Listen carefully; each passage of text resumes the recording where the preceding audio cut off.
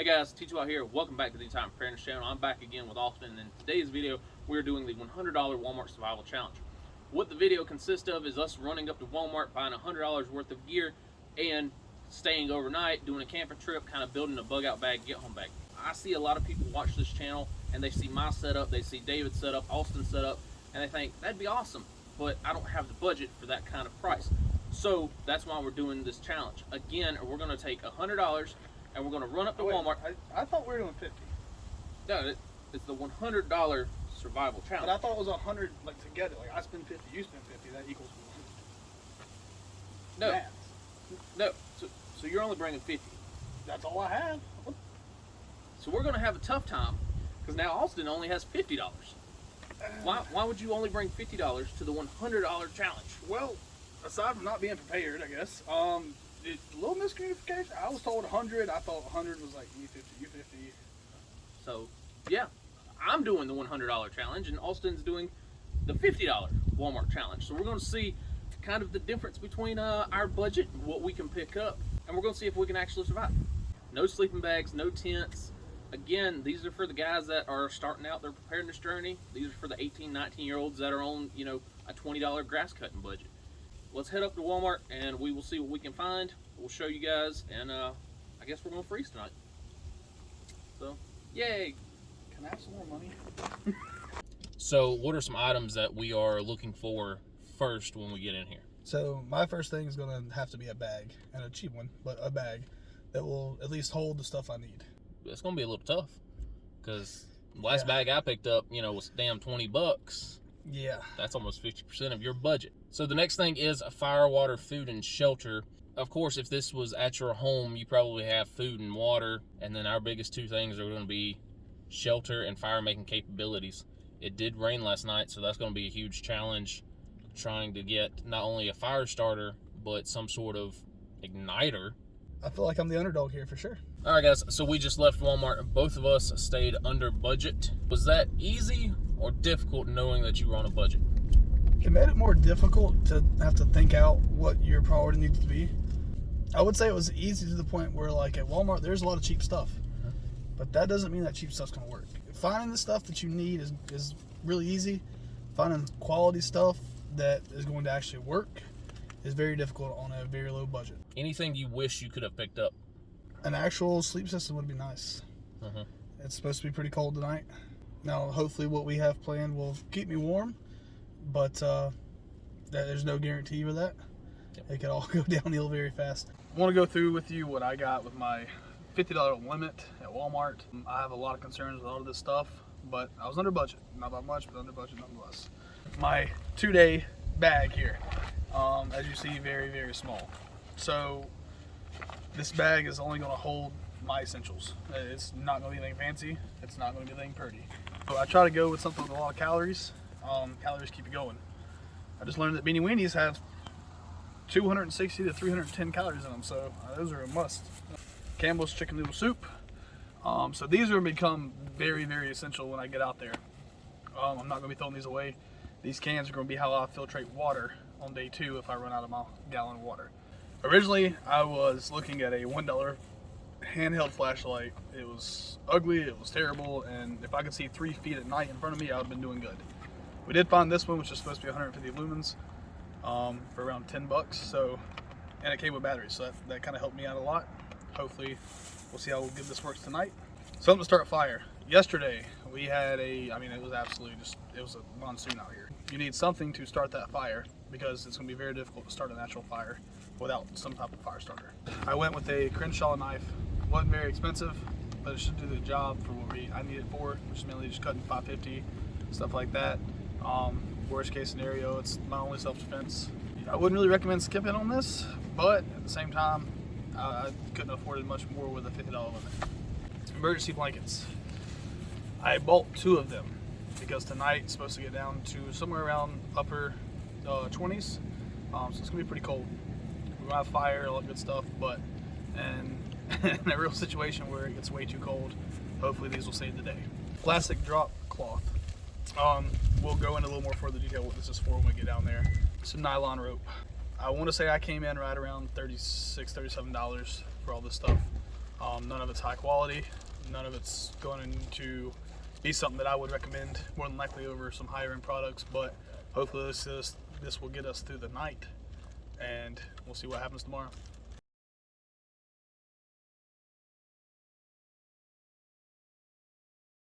All right, so one thing Austin forgot to mention was water. So each water costs $1. It's the only thing that won't fit in at least his bag. It might fit in my bag, probably not. So I'm gonna go over my bag and we're gonna go kind of in depth. I did have a little bit more to spend. I spent 75 bucks. So I still had a little bit more of a budget, but pushing that limit. Austin got a tiny bag. I got this 30-liter bag. One thing I forgot was that this does come with a 1-liter little stainless steel water bottle. You know, I could probably boil water in that as long as it's single walled. I completely forgot about that, but it's there. First and foremost is shelter. Same thing with Austin. I got 2 emergency blankets and some plastic tarp. Could I have spent the extra 15, 20 bucks I had and gotten a better shelter? Probably, but I actually wanted to try this shelter out and see how good it does. So that's why I went with the same thing as him. Plus, in theory, this shelter should keep me warm. We're gonna figure that out later on. Next is food. I got some snack sticks, little Slim Jim knockoffs, 2 packets of ramen, and 2 cans of soup and a can of Dinty Moore beef stew. Some of y'all might ask why y'all went with canned food instead of dehydrated or Mountain House or whatnot. Mountain House is like 10 bucks a meal. Mountain House has 300 calories. This was $1 and some change, and it has 400 calories. Yes, it is heavy, but again, this is a bag for beginners. This is a bag for people on a budget. They can't spend $8 per meal. So up next is a little flashlight. This is from Ryovac. It was $10, 320 lumens, 130 on low. Handheld flashlight. It is rechargeable apparently. This was only $10. It's full tang, and so if I need to beat, pound, you know, destroy something, I at least have a full tang knife. Overall length is 9.5 with a blade of 4.5, so pretty decent sized knife. We'll see how sharp it is. To go with shelter, I got some 550 paracord. Yep. Again, fire is most important with this shelter system that we have planning on setting up. So we need to make sure that we can get a fire going. These are like $1 a piece, and it's a big brick of fire starter. So hopefully we get a fire going. We'll show you the setup here in just a minute and kind of what we're planning. And yeah, cool.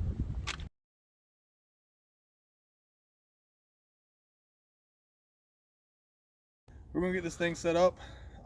I've actually never done it myself, so it's gonna be a learning curve. I know the general idea. I know what's supposed to happen. I missed my hammock already, and I'm not even laying down. So the real secret here is to have your buddy build his, and then you don't worry about yours. At night, you just sneak in and cut with him. What I ended up doing is we tied off some of the excess plastic that we had. The weight of the plastic itself is holding the reflector sheet in there, and it's already fallen. Hindsight, duct tape, something like that would have been great. We have old wet logs holding the base down where I'll be laying at within here. Yeah, we're going to start getting up some firewood and hope this is still standing when I get back. If not, it's gonna be rough. Not gonna lie, this has been a pain in the butt. I still am not happy with the setup, and this is the importance of buying actual gear. If you were in a real get home situation, bug out situation, you're gonna spend more time getting your shelter set up than you would if you had a 0-degree sleep bag and or a hammock. Or I think it'll work, but it's not ideal in any sense of the word. Right now I just have my ridge line. I'm going to clear this area up before I put the tarp down. It's already getting dark and it's already getting chilly, so my fire should be about right here. Pick the most level spot that I could. My head will go up here, my feet will go down here.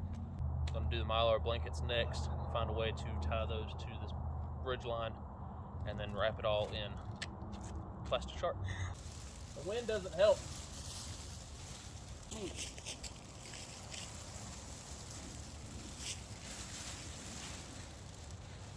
Pretty much done. I'll probably put another stick right here. My fire's gonna be right here, maybe right here. What they don't tell you is this takes forever. Plastic tarp to go over it like a TP shape. Mylar on the back side with the rest of the plastic sheet, and then I have more plastic sheet down here. So we're gonna see. So we're gonna get this fire going. It is 34 degrees right now, real feel, 32 right now, so it's pretty cold. This fire heats up the plastic, bounces off the Mylar reflector, and on to me. Now, like most of our trips that we do have backup gear. So I got my 0 degree sleeping bag. If I need it, I have it. Again, we have wet wood everywhere. So it is cold, it is wet, and we're testing out something that we've never tested before. So in part 2, we'll kind of do an overview, pros, cons, thoughts, opinions, what we wish we could have picked up, what we had, what we didn't have type thing, and kind of go over that.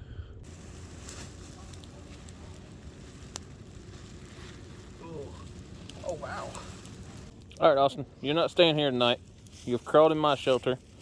The fire is probably a little closer than it should be.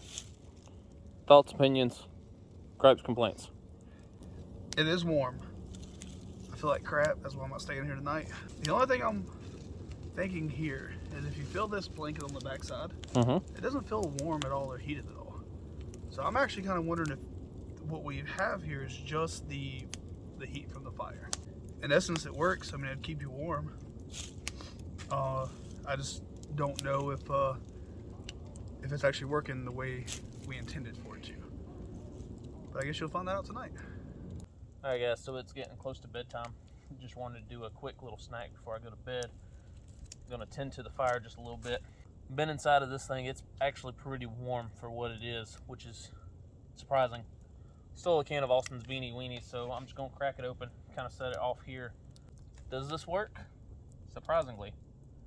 And if all else fails, I could sit right here in front of the fire and kind of fall asleep right here beside it and stay warm too.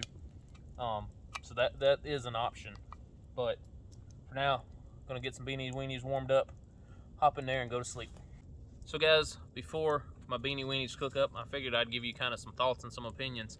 But my first thought is on this $10 flashlight. It is a Ryovac, I think, flashlight. It's not bad. High, low, and a flash. And I can see about a couple hundred yards. It's USB rechargeable, which is something you don't get with many cheap flashlights. Shelter, it works. But it only works because of this right here, having fire.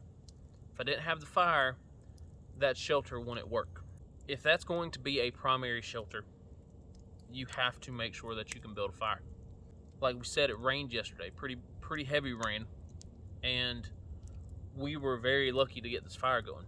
We used a Duraflame fire starter, used pretty much all of it. We had enough small stuff that it lit up, and eventually we got a good fire going.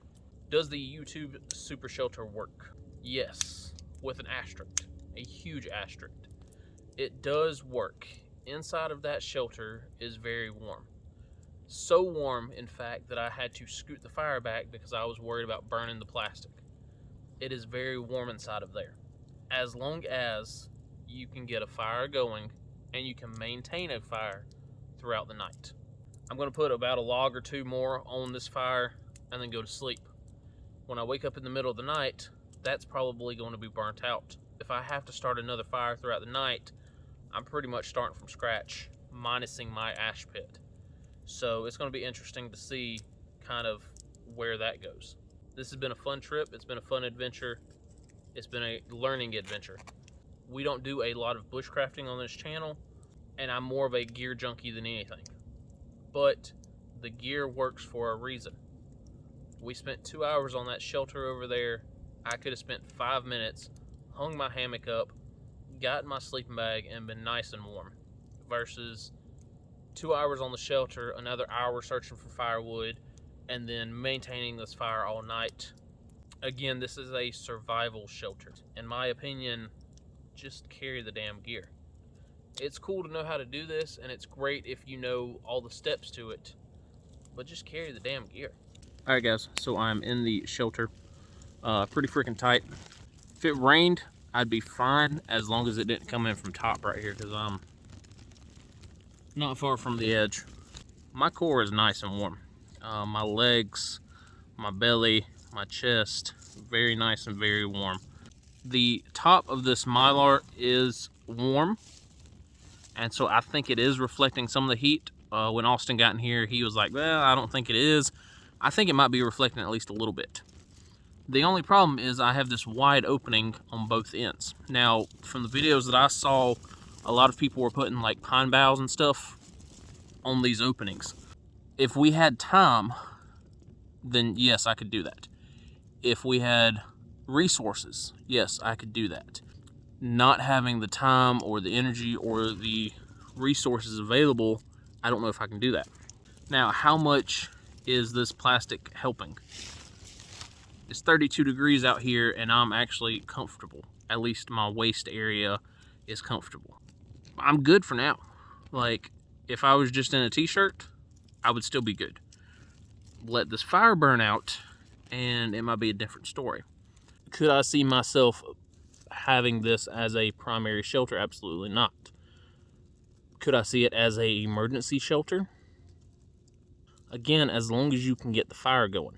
If you can't get a fire going, you're SOL. You're sleeping in Mylar and plastic sheeting, and you're not going to stay very warm. I ate some beanie weenies, I drank some water, and now I'm going to go to bed. I stoked up the fire a little bit, and yeah, we're going to enjoy the heat while we can. And I'll update you throughout the night if I wake up, and if I have to swap over my 0 degree sleeping bag. Tune in next week to see the final thoughts, final product, and kind of where we go from here. All right, guys, that's all I got. T2 out.